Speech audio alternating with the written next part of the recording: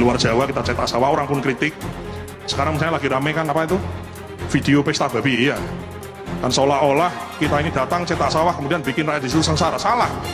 Ya, saya mau kasih lihat contoh-contoh cetak sawah yang kita lakukan, dan cetak sawah itu butuh waktu sampai dengan sawah itu bisa kemudian ditanami.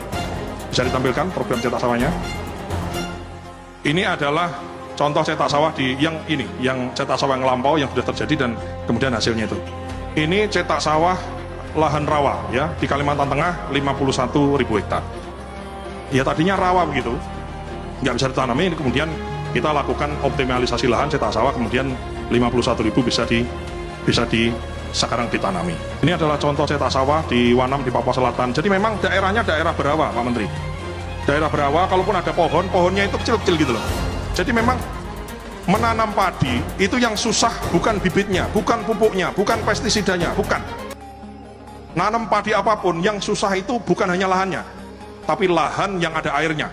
Bibit bisa kita ciptakan, bisa kita dengan modifikasi dan lain-lain, pupuk bisa kita ciptakan, air itu tidak bisa kita ciptakan, hanya bisa kita kelola. Sehingga kita memang memfokuskan daerah-daerah yang banyak airnya. Ini contoh di Papua Selatan ya, di Kurik gitu ya, di Merauke, dulunya rawa.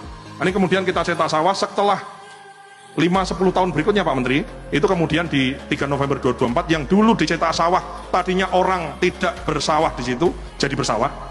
Panen sekali, tanam sekali. Sekarang sudah panen 3 kali karena menanamnya 3 kali.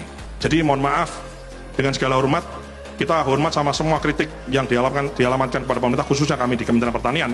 Namun berdasarkan catatan sejarah kami, daerah yang kita kemudian cetak sawah, kita berikan insentif, kita latih orangnya bertani di situ, kita kasih alat mesin pertanian, kita kasih bibit terbaik, kita kelola airnya, dan di mana-mana itu kemudian hasilnya itu kemudian mensejahterakan rakyat setempat.